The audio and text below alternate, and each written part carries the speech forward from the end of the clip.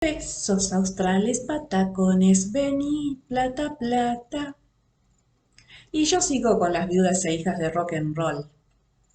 Es una letra muy pertinente. Por culpa de Martínez ya no queda plata. El arte retratando un pedazo de historia. Los pesos y patacones fueron monedas, denominaciones de moneda de curso legal en Argentina. Y los patacones, unos bonos que reemplazaron a los billetes de curso legal mientras el gobierno estuvo impedido por ley de imprimir nuevos billetes. Y Martínez fue el primer ministro de Economía de la última dictadura militar. Estaban informadas las chicas. La República Argentina, como la mayoría de los países del continente americano, heredaron de sus colonizadores la práctica del comercio internacional. Tanto es así que no conciben la idea de abandonar esa actividad. Y a pesar de que han pasado por situaciones similares a la de posguerra, siempre mantuvieron en práctica la actividad. Con el tiempo aprendieron a monitorear de cerca la balanza de pago para prevenir resultados negativos, pero nunca cerraron su economía al mundo. Argentina se suscribió al Pacto de Bretton Woods en 1956, 10 años después, debido a su singular historia política que voy a repasar rápidamente. Recordemos que la conferencia de Bretton Woods se realizó del 1 al 22 de julio de 1944. Mientras Europa se encontraba convulsionada con la Segunda Guerra Mundial y los Estados Unidos se encontraba debatiendo con otros países la estabilización de la moneda internacional posguerra, Argentina tenía su propia guerra interna, la de las constantes interrupciones de los gobiernos democráticos por golpes de Estado. Tanto es así que en ese periodo, entre 1939 y 1946, se sucedieron 4 presidentes, 2 constitucionales y 2 de facto. En 1946 asume el poder un presidente constitucional, el general Juan Domingo Perón, que ejerció la presidencia durante 2 periodos consecutivos hasta 1955, que fue derrocado y proscripto. Este presidente creó el Banco Central de la República Argentina. En 1956, el presidente de facto, Aramburu, solicita al Fondo Monetario Internacional, el organismo creado por el Pacto de Bretton Woods, la incorporación de Argentina. Ingresa con una paridad de 18 monedas nacional por dólar estadounidense. En 1958, el presidente constitucional Arturo Frondizi recibe el desembolso del préstamo solicitado al FMI por su antecesor de 75 millones de dólares. En 1962 derrocan a Frondizi y nombran presidente al civil José María Guido, quien es destituido en octubre de 1963, asumiendo el presidente electo Ilía, quien es derrocado en 1966. En 1969, el presidente de facto, Juan Carlos Onganía, quien había solicitado al FMI un préstamo de 100 millones de dólares, cambia la denominación monetaria vigente desde 1880 por la de peso ley 18.188. Un peso ley era equivalente a 100 moneda nacional. Casi un siglo de vigencia con un promedio de poco más de 1% anual. Comenzaba a notarse los efectos negativos de los préstamos y la disparidad cambiaria. Continuaron sucediéndose los presidentes militares hasta 1973. Luego, 3 presidentes constitucionales. El último correspondió al tercer mandato constitucional del general Juan Domingo Perón, que falleció en 1974. Asumió entonces la presidencia su vice y esposa, María Estela Martínez. Perón, que nunca pidió un préstamo, y la viuda, que pide 100 millones de dólares al FMI, y en marzo de 1976 pide la intervención militar, quienes estuvieron al frente de la nación hasta 1983. Durante ese periodo, los militares pidieron préstamos al Fondo Monetario Internacional por 2.350 millones de dólares. Organizaron el Mundial de Fútbol 78, la Guerra de Malvinas 82, mantuvieron oculta la hiperinflación a punta de pistola y maquillaron el estado de la economía con un nuevo cambio de signo monetario. En enero de 1983 nacía el nuevo peso argentino, equivalente a 10.000 pesos ley. Generosamente llamaron a elecciones para entregarle el hermoso paquete al gobierno civil. En diciembre de 1983 asumía el presidente electo Raúl Alfonsín, quien, incapaz de combatir la hiperinflación, pidió más dinero prestado al Fondo Monetario Internacional. Parece que alguien le dijo que todo se arregla con plata, cuando lo que estaba profundizando el problema inflacionario eran todos esos préstamos. Creo que además le dijeron que si le sacaba unos ceros a la moneda nadie se iba a dar cuenta. De modo que en 1985 contábamos con nueva moneda. Un austral equivalía a 1.000 pesos argentinos. Con todas estas malas decisiones, no pudieron parar la inflación y llamaron a elecciones anticipadamente. Los préstamos funcionan igual en todas partes.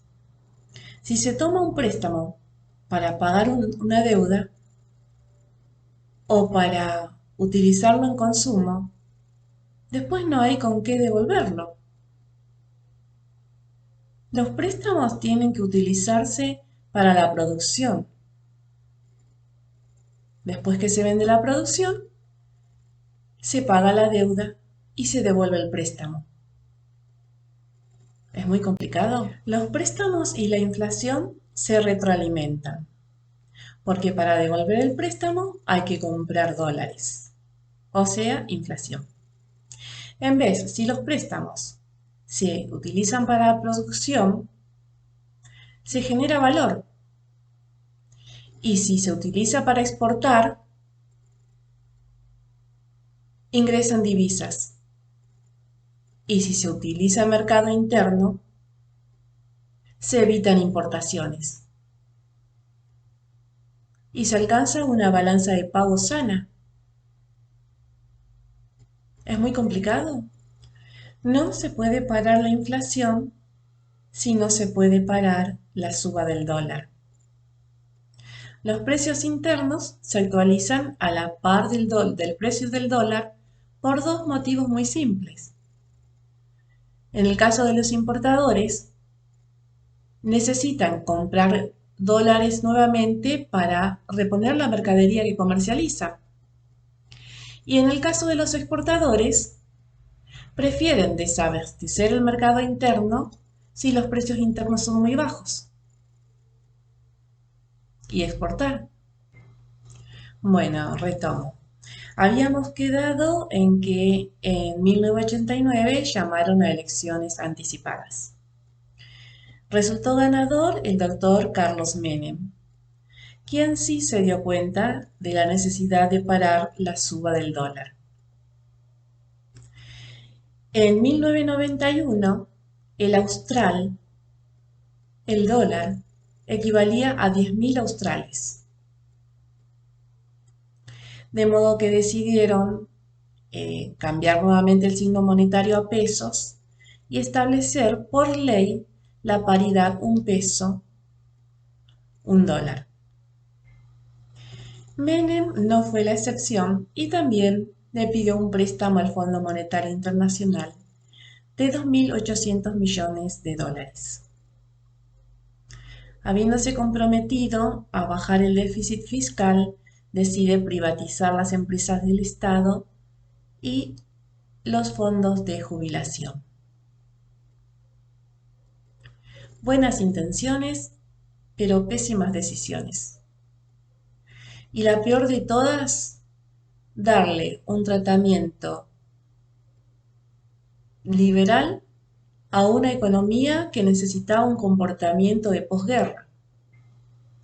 Con la apertura irrestricta de las importaciones a unos precios que eran para los fabricantes nacionales imposibles de igualar, terminó en la pérdida de esas fuentes de trabajo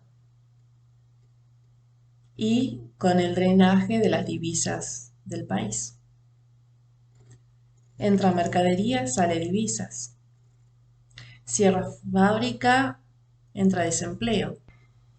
En 1999 asume la presidencia Fernando de la Rúa y en marzo del 2000 ya tenía aprobado un préstamo del FMI por 5.368 millones de dólares. El Fondo Monetario había tenido en cuenta la baja de las exportaciones argentinas debido a la crisis de Rusia y Brasil y además tuvo en cuenta la década precedente sin inflaciones.